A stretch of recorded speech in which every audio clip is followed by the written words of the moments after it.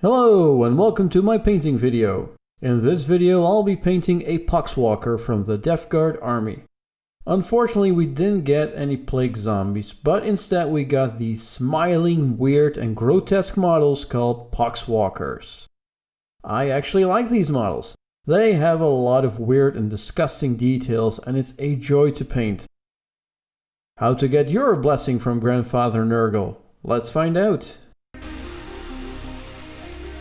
As per usual, I primed the model with Ryza Bone. For my base coat I'll be using Guilliman Flesh. One coat should be enough. Also, no need to be careful, you can always correct other parts with some Ryza Bone. To finish the bases of the skin, I will dry brush with some Flayed One Flesh. Use very lightly, this is just to get some of the details to pop.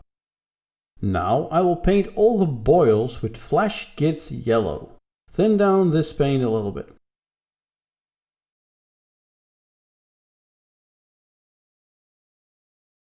Wherever there's a concentration of boils, I'll use Plaguebearer Flesh to make the skin look gangrenous and sickly. Also cover the boils to bring the color closer together. Highlight the boils with some Ushabti Bone.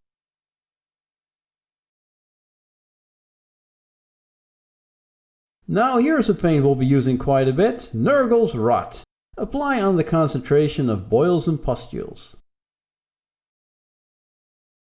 Lastly, I'll use the glaze Bloodletter Glaze to make sure the skin looks even more disgusting.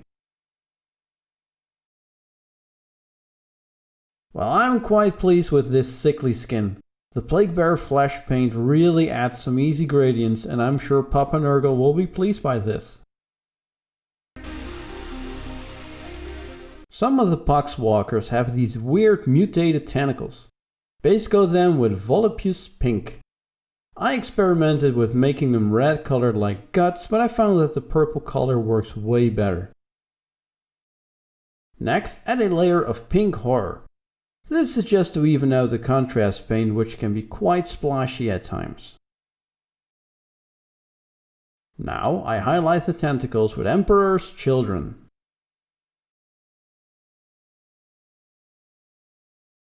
Lastly, a thin coat of Nurgles Rot will make the tentacles more slimy.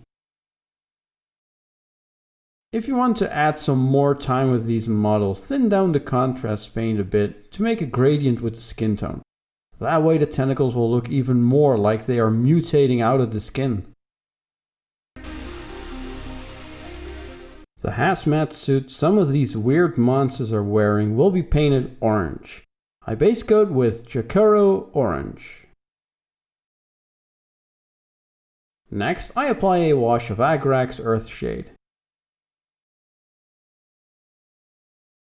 Now I will add a thin down layer of Troll Slayer Orange to the raised areas of the suit.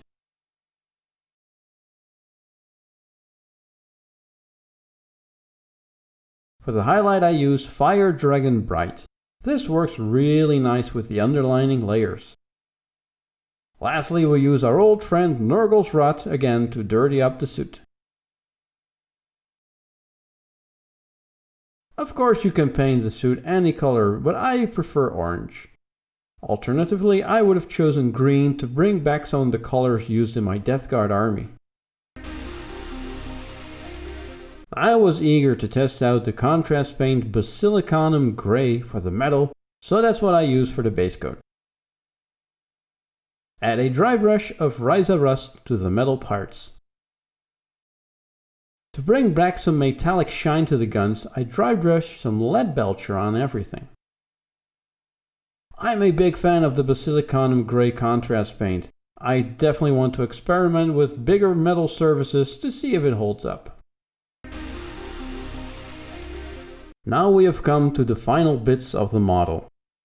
I base coat the horns and teeth with Skeleton Horde.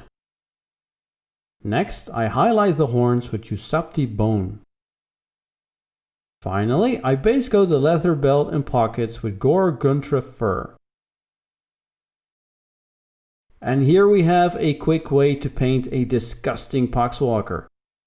I had 20 of these buggers, so I wanted to paint them quickly but make sure that they still look disgustingly enough to be added to my Death Guard army. I am very pleased at how disgusting the Poxwalkers turned out, and they are a fun addition to my army. Thanks for watching!